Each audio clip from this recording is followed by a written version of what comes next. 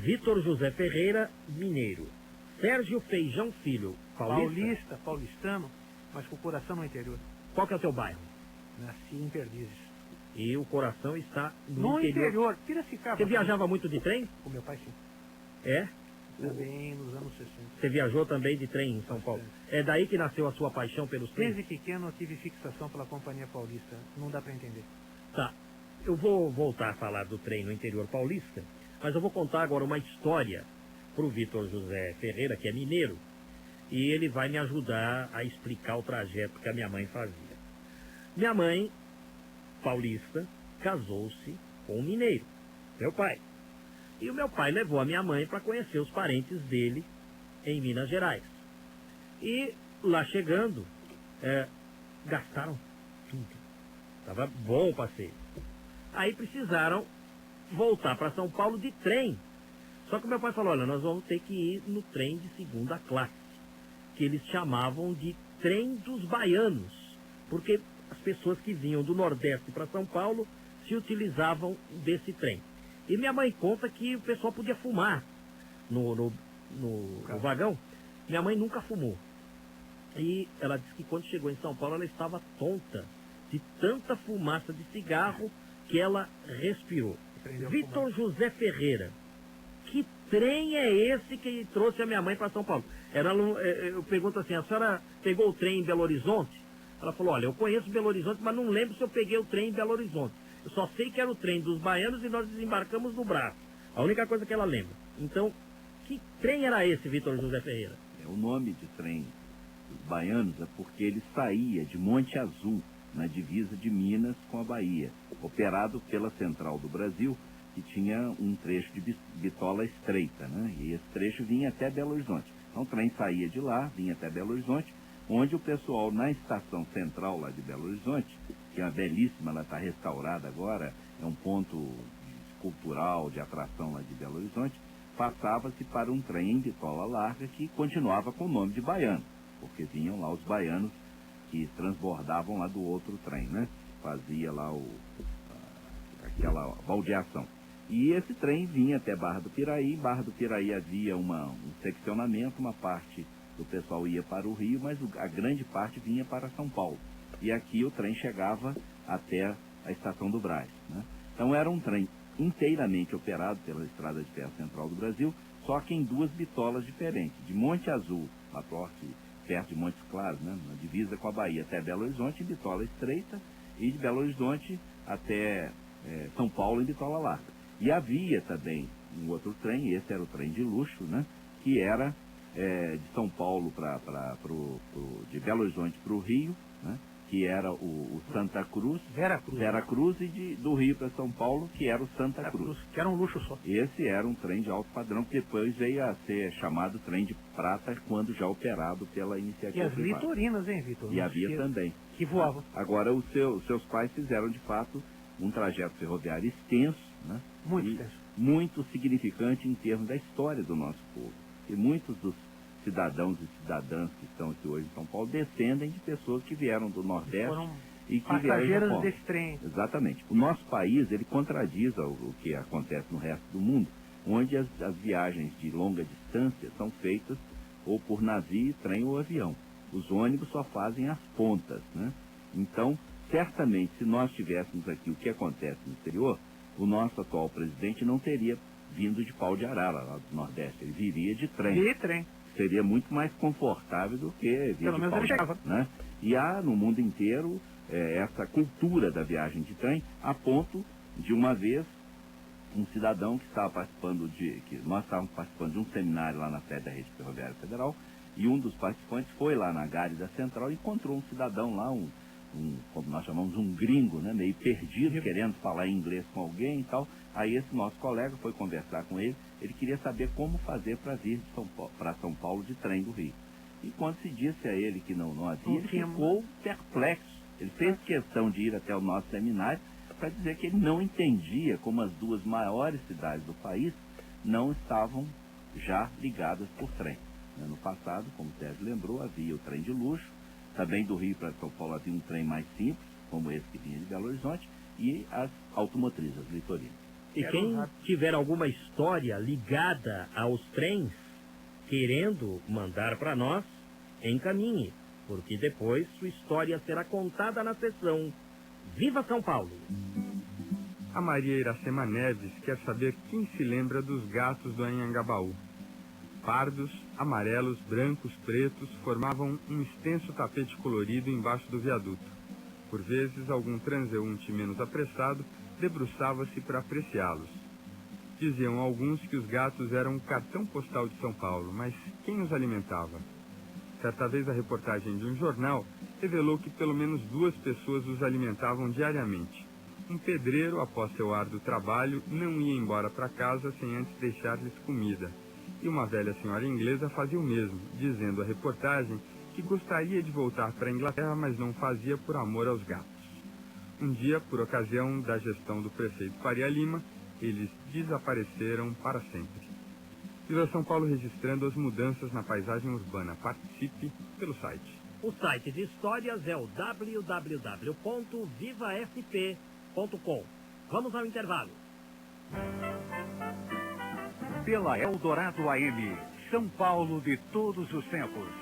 Momentos e personagens marcantes do dia a dia paulistano. Regata Volta ao Mundo, colocando à prova os melhores velejadores, projetistas e materiais de última geração. 8 meses no mar, enfrentando tempestades, icebergs, frio e calor pelos oceanos do planeta. Acompanhe aqui na Eldorado toda a preparação para o maior desafio da vela de competição. Oferecimento Banco Real, a bordo da Regata Volta ao Mundo. Eldorado Saúde, com o Dr. Carlos Alberto Pastore. Oferecimento do adoçante Zero Cal. Zero Cal, mais gostoso que o açúcar. TPM, cálcio e vitamina D podem diminuir os sintomas. As pesquisas anteriores indicavam diminuição dos sintomas, mas essa nova mostra ser possível evitar que a TPM seja praticamente percebida. Uma dieta rica em cálcio e vitamina D pode acabar com a tensão pré-menstrual, mostrando assim um efeito muito importante, como foi publicado numa revista americana, o Archives of International Medicine. A pesquisa nessa universidade americana comparou a dieta alimentar de 1.000 mulheres com TPM e 2.000 sem o problema. Aquelas sem TPM tendiam a ingerir mais alimentos ricos em vitamina D e cálcio, como leite, queijo, brócolis e cereais. Muitas mulheres sentem sintomas físicos ou emocionais leves antes do período menstrual, mas 20% têm sintomas muito graves, como irritabilidade, insônia, mal-estar geral. Outros estudos já haviam relatado que o suplemento de cálcio diminuiria os sintomas da TPM, mas a atual pesquisa afirma que a vitamina D e o cálcio podem evitar que a TPM seja acompanhada de sintomas importantes. Estudos antigos sugerem que as duas substâncias, cálcio e vitamina D, podem exercer influência nos níveis de estrogênio, o hormônio feminino do organismo. Há muitas teorias sobre as causas da TPM, mas muitos pesquisadores acreditam que seja pela flutuação dos hormônios sexuais durante o ciclo menstrual. Não há dúvida que existe um risco significantemente menor de desenvolver TPM em mulheres com altas taxas de vitamina D e cálcio em suas dietas. Seria suficiente cerca de 4 porções por dia de leite desnatado ou com pouca gordura, fortificado com suco de laranja ou laticínios de baixa gordura como iogurte. Experimente mudar sua dieta e enfrente a TPM. Eldorado Saúde, com o Dr. Carlos Alberto Pastore. Oferecimento do adoçante Zero Cal. Zero Cal, mais gostoso que o açúcar.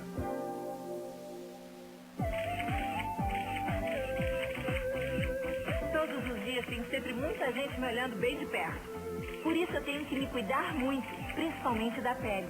Então, eu abuso do hidratante Monange. Ele protege, hidrata e deixa minha pele sempre assim. Bonita, macia, gostosa. Use também o hidratante Monange. Eu tenho certeza que tem sempre alguém olhando você de perto. Hidratante Monange. É ele que salva a sua pele. A Eldorado está apresentando São Paulo de todos os tempos. Uma viagem ao coração da cidade grande.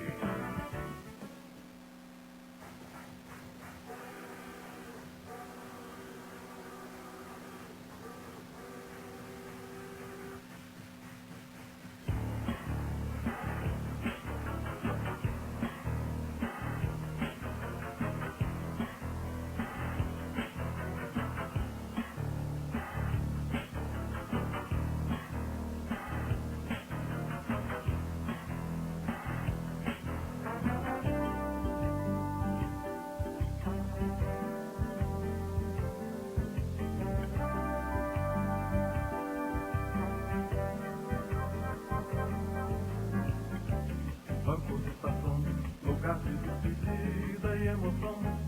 Comigo é diferente, apenas vim pra ver um movimento que tem barulho de trem. Este é o São Paulo de todos os tempos. Estamos falando sobre ferrovias com Vitor José Ferreira e Sérgio Feijão Filho. Eles são ligados às questões da preservação ferroviária.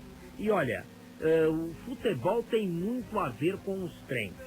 Eu, aqui no intervalo, com os nossos entrevistados, preparei uma pequena lista de clubes de futebol ligados às ferrovias. Existem outros, lembramos de alguns. O mais expressivo do interior paulista, com certeza, foi a Ferroviária de Araraquara, porque a Ferroviária dava um suador tremendo nos clubes grandes da capital, nos campeonatos paulistas, aí da década de 60 e 70. Todo mundo perdia em Araraquara. Palmeiras, São Paulo, Corinthians, o Santos, que tinha o Pelé, era mais difícil, mas também chegou a perder. Ferroviária de Araraquara, de muita saudade. O time existe ainda, mas assim como a ferrovia, o clube também diminuiu a sua força. Mas ainda existe o Estádio da Fonte Luminosa, né? Existe ainda, né? Muito bem conservado. Sérgio. Sim. Então, o Noroeste de Bauru, também ligado à Estrada de Ferro. Havia a Estrada de Ferro Noroeste do Brasil, por isso o nome do time. O Taubaté também é ligado à ferrovia.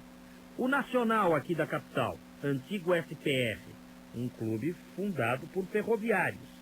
Temos ainda o Douradense, que já não brilha nos estádios, mas também é ligado às ferrovias. E até falamos de clubes paranaenses, porque existia um clube no Paraná chamado Ferroviário. Aí ele mudou de nome e passou a se chamar Colorado. Se juntou a um outro chamado Pinhos, surgiu o Paraná Clube. Por isso que o Paraná Clube tem a camisa metade azul, metade vermelha. O vermelho é do Colorado, o antigo Ferroviário, e o azul do Pinheiros. São histórias dos clubes ligados às ferrovias, fora o Paulista de Jundiaí, esse ainda brilhando no futebol brasileiro. Jaime Sintra. Agora, Sérgio Feijão Filho, nós estamos aí às vésperas de mais um 9 de julho. E as ferrovias participaram do movimento constitucionalista de 32. Eu gostaria que você nos explicasse de que maneira. Integralmente. Quando o movimento instalou em 9 de julho, que deveria acontecer em 14 de julho, mas acabou ocorrendo no dia 9. Mas as ferrovias entraram de corpo e alma, principalmente a Companhia Paulista de Estradas de Ferro, a Companhia Mogiana. Elas, inclusive, cederam todo o seu esforço de transporte e as oficinas para a fabricação de material bélico para o movimento constitucional. Puxa, e aí, na esteira do que o Sérgio está falando, e nós sabemos que há entre seus ouvintes pessoas que têm bem na memória e no coração esse episódio tão importante da nossa história, e quiser rememorá-lo fisicamente, nós temos um trem turístico em Passa Quatro, no sul de Minas. Vai-se pela Dutra, chega-se em Cachoeira Paulista, sobe-se a Serra ou em Cruzeiro, né? Sim. E Passa Quatro fica 30 e poucos quilômetros de Cruzeiro. E aos fins de semana e feriado, o trem da Mantiqueira, que sai da estação de Passa Quatro até o túnel da Mantiqueira. E foi justamente o local onde tropas paulistas e mineiras se confrontaram. E existem no túnel marcas das balas e as trincheiras que foram usadas. Do túnel, né? Felizmente hoje nós, mineiros e paulistas, até estamos juntos aqui, né? Vivemos numa harmonia, numa grande paz, e podemos ir lá rememorar essa coisa tão importante da nossa história. Mas é um trecho, um semblante ferroviário do movimento de 32, e aqui eu lanço até uma crítica ao governo de São Paulo. O governo mineiro, lembrando bem a terra do Vitor, ele tem um programa de revitalização da ferrovia para a finalidade do passageiro e do turismo. São Paulo, por incrível que pareça, aqui vai um alerta para o Geraldo Alckmin, que é uma pessoa muito inteligente, deveria ter um programa desse, pegando esse potencial monumental da ferrovia e aplicando-no ao turismo. Por exemplo, há essa linha que é a antiga estrada de ferro Rio Verde, que sai de Cruzeiro e ia até Três Corações, a terra do Pelé. Exatamente. Passando por Passa Quatro, que já está no lado mineiro. Ora, se eles já estão operando lá de Passa Quatro adiante até o túnel, por que não haver um entrelace também com o governo de São Paulo para que esse trem chegasse a Cruzeiro? Essa é uma coisa muito importante até, porque o túnel é um emblema da Revolução de 32. Morreu muita gente lá. E não confundir Passa Quatro, em Minas Gerais, com Santa Rita do Passa Quatro, no interior paulista, a terra do Salomão Esper. Olha, eu falei de ferrovias, falei da Araraquarense um pouquinho, havia também a Mogiana, a São Paulo Minas, a Sorocabana Ituana. Uma vez eu peguei um trem na estação Júlio Prestes, sim, onde hoje tem a Sala São Paulo, fui até uma cidade do interior paulista chamada Iperó, que fica um pouco à frente de Sorocaba. Trem de passageiro também. Sim. Aí eu já estava mocinho, fui com um amigo, nós fomos paquerando as meninas no trem. Agora, o final dessa linha, onde é que era? Presidente Epitácio. Presidente Epitácio. Divisa com o Mato Grosso, praticamente. Sim, sim, nas margens do Paraná. E o Valdir Paiano, nosso técnico de som, ia para o norte do Paraná também nesse trem. Como é que ele fazia? Valdeão de Ourinhos. Você passava para os trens da aviação Paraná-Santa Catarina. Esta linha de Ourinhos, ela ia até Maringá, era a antiga companhia ferroviária São Paulo-Paraná, que era controlada pela companhia Melhoramentos Norte do Paraná. Curioso, não? Que tristeza, acabou tudo isso. Não, essa ferrovia foi revertida.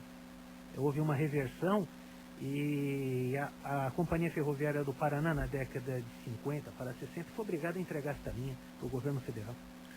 Vitor José Ferreira, e com relação ao trem Rio-São Paulo, houve até pouco tempo atrás o trem de prata. Muita gente lamentou o encerramento do trem de prata, mas enfim. Existe algum projeto de se fazer um trem de grande velocidade ligando o Rio ao São Paulo? Seria muito importante isso, hein? Sem dúvida. O nosso movimento, ele olha não apenas a preservação da memória e do patrimônio histórico, mas também a própria revitalização do transporte sobre trilhos no país. E um dos projetos que a gente tem muita expectativa em relação a ele é a ligação Rio-São Paulo-Campinas em um trem de alta velocidade. Não seria propriamente o trem-bala, que viaja a mais de 300 quilômetros. O projeto preliminar prevê uma velocidade média de 250 quilômetros, o que possibilitaria você sair do centro do Rio, na estação da Leopoldina, Barão de Mauá, que é uma estação muito bonita, descer na Estação da Luz, no centro de São Paulo, e depois ir até Campinas. Isso vai ser, quando implantado, um concorrente forte para a ponte aérea, porque hoje, por exemplo, eu vim do Rio, né, e enfrentei um trânsito ruim em São Paulo, do aeroporto para chegar até aqui, né, aqui na sede da Eldorado. A Estação da Luz permite que você desça no centro de São Paulo. Esse projeto, a sua concepção preliminar, que já tem uns 10 anos, foi financiada pelo governo alemão, de graça para nós. Mas até agora não tinha havido assim, um interesse político. Agora, além disso, Geraldo, uma notícia também muito boa para nós, é de um programa que o BNDES está desenvolvendo chamado Trens de Vizinhança. São trens regionais de passageiros. Quer dizer, você está numa cidade, você quer ir para uma cidade vizinha, você vai de trem. Exatamente. Aí eu vou lhe dar exemplo. Alguns desses trechos estão em São Paulo. Eu vou citar aqui Campinas, Poços de Caldas, por exemplo. Você vai poder fazer esse trajeto, e aí não serão os trens tradicionais, com locomotiva pesada, vão ser um modelo europeu, trens leves, né, tipo automotrizes, que permitem um deslocamento maior. Então há Campinas, Poços de Caldas, há esse trecho lá de São José do Rio Preto, Araraquara, que também está incluído, lá de Piracicaba, ramal de Piracicaba, também, né, no sentido de Campinas. E está na região metropolitana de Campinas, essa linha, não dá para acreditar. E está abandonada hoje, acredite? E no caso lá de Piracicaba, há uma coisa interessante.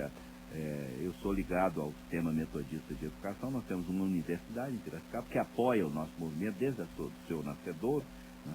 E só a Unimet, ela teria um volume bastante expressivo de estudantes, professores, funcionários, que usariam esse trem, porque o seu campus Taquaral, né, que fica a cerca de 8 quilômetros do centro da cidade, né, é uma rodovia do açúcar congestionada. Perigosíssima, um matador. Muito perigosa, e se passará a se ter, quando eles forem implementados, essa opção. Então é um projeto muito interessante. E vou citar uma curiosidade. O Taquaral, que o Vitor está se referindo, era a penúltima estação antes da estação de Piracicaba Paulista, que era o término do ramal de Piracicaba. O trem de horário, que nós temos isso documentado, ele gastava Da estação do Taquaral até Piracicaba, 8 minutos, Vitor. São 9 quilômetros. Estou tentando a muito custo trazer a Prefeitura Municipal de Piracicaba para esse projeto. A ideia não é reativar só esse trecho, é aproveitar o ramal de Piracicaba, reativá-lo todinho, porque é uma obrigação da Ferroban, concessionária, e o Ministério Público de Piracicaba, a Promotoria de Justiça de lá, está muito interessada que essa linha seja restaurada e reativada. É uma obrigação contratual da Ferroban. Aí sim nós usaríamos a linha para carga, passageiro e até no final dela, para a preservação da memória da Companhia Paulista de Estrada de Ferro. Ia ser muito bom, viu? Como é que eu iria de trem para Piracicaba naqueles bons tempos, lá nos meus tempos de menino, Bom, quando a gente andava de trem pelo interior todo? então você ia pegar um trem que saía de São Paulo em torno mais ou menos de meio dia. Esse trem, na realidade, ele seria dividido em Nova Odessa, que era a estação de baldeação para o ramal. Ele ia morrer, na realidade, em 2 pontos distintos, Descalvado e Piracicaba. Explico. O trem saía de São Paulo, um trem grande, tá? Ele chegaria a Nova Odessa. Os últimos 3 ou 4 carros seriam cortados desse trem. O trem continuaria a viagem na cidade de Descalvado. Porém, esse trem que foi cortado, a parte de trás, entraria no ramal de Piracicaba, que seria a entrada à esquerda. Aí ele finalizaria em Piracicaba. Na volta seria a mesma coisa, ele se encontraria em Nova Odessa. Trem elétrico ou diesel? Elétrico até Cordeiro e até Nova Odessa. O restante seria diesel elétrico. Ô, Geraldo, você que tem o trem na memória e no coração, eu convido aqui os ouvintes a fazerem, mesmo antes de surgir esse trem de alta velocidade, os trens regionais, usarem os nossos trens turísticos. Então, irem a Passa Quatro, irem a Campinas para fazer Campinas de Jaguariúna, que é uma verdadeira... Eu já fiz. Muito linda esse trajeto, né? Você passa por uma região muito bonita, aquelas fazendas do Circo Cafeeiro, né? Ir a Campos do Jordão, e brevemente nós temos esses projetos, a Piracicaba, o de São José do Rio Preto, o Trem Caipira, o de Bragança Paulista. Em Mogi das Cruzes nós temos também um companheiro nosso, lá o professor Fábio Barbosa, né? Santos, que está com o projeto dele é implementar também um trem turístico ali na região. Então temos muitas opções, mas alguns já estão nos trilhos. Vamos falar um pouquinho de Paranapiacaba, porque tem o Locobrec, que é também uma atração turística. Como é que é a situação lá, rapidinho? O acervo arquitetônico, histórico lá do distrito de Paranapiacaba, a rede passou para a prefeitura e a gente verifica indo lá, Paraná, que a prefeitura está interessada, está recuperando, tem um projeto muito interessante. E a parte ferroviária, foi assinado um convênio da rede ferroviária, um pouco antes de ser extinta, com a BPF, cedendo aquele acervo ferroviário. Então há uma perspectiva, e ao que pretende a BPF, poderia ser um trem que saísse da Estação da Luz e fosse até Santos, passando por Paranapiacaba. Então, existe essa possibilidade de implementação. Agora, existe uma curiosidade em Paranapiacaba, que você tem 2 serras, a velha, que era o funicular, os cabos, e a nova, que é a cremalheira, que é operada pela MRS. Curiosamente, o que seria a Serra Velha, que seria os cabos, né? Um sistema de contrapesos, essa linha vai ser, teoricamente, demolida quase toda para colocar o sistema de cable belt, que seria uma correia transportadora de minério para descer do Planalto até Cubatão, na Cusipa. E a MRS, que é a concessionária particular, ela vai bancar parte desse projeto de preservação da memória em Paranapiacaba como uma contrapartida, com um sentido socioeconômico muito interessante. Olha, eu como vocês sou um batalhador pelas causas que muitos consideram perdidas. Por exemplo, eu gosto de rádio, gosto de circo e gosto de trem. O trem, assim como o rádio e o circo, sobreviverá? Eu creio que sim. Em Brasília isso já é uma constante no Congresso Nacional. Eu também creio. Claramente nós temos essa expansão dos trens turísticos, que são iniciativas ou de entidades preservacionistas ou de empresários. Vários deles são empresários, né? Que operam, tipo o trem do Forrola, no Recife, que é um trem de grande sucesso, operado por empresa privada, o trem do Corcovado, o Serra Verde Express Curitiba-Paranaguá, o trem do Vinho, lá no Rio Grande do Sul, são operados com sucesso por iniciativa privada. E mais a BPF, a MPF, né? A PMF, a NPF e outras e muitas, né? E essas iniciativas das prefeituras que estão chamando as entidades aí preservacionistas para operar. Então eu creio que haja esse viés, né, que está muito promissor, o dos trens regionais aí do BNDES também é muito interessante, e esse sonho do trem de passageiro de longa distância. Como diria aquele apresentador do programa de loterias da Rádio Piratininga, não há tempo para mais nada. Vitor José Ferreira, muito obrigado por ter vindo ao São Paulo de todos os tempos. Sérgio Feijão Filho, obrigado a você por ter vindo. Vocês são defensores da preservação da memória ferroviária. Parabéns pela iniciativa, espaço sempre aberto a vocês. Muito obrigado. Trabalhos técnicos de Oswaldo Silva, Valdir Paiano e Wagner Robson. Apoio de produção Rafael Prado, Douglas Matos e Gilson Monteiro. Na próxima semana estaremos lembrando o movimento constitucionalista de 32. O São Paulo de todos os tempos vai ficando por aqui. Até lá!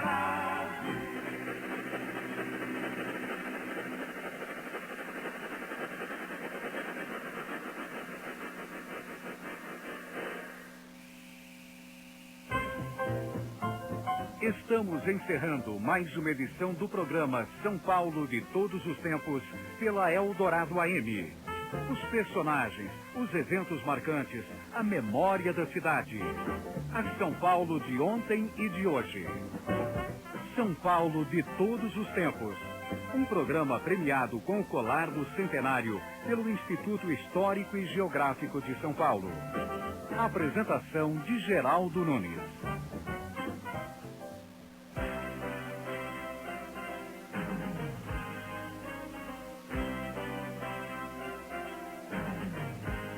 Você ouve ZYK 686, Rádio Eldorado AM 700 kHz.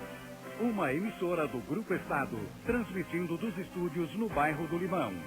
Rádio Eldorado AM, a rádio do ouvinte repórter. Começa agora.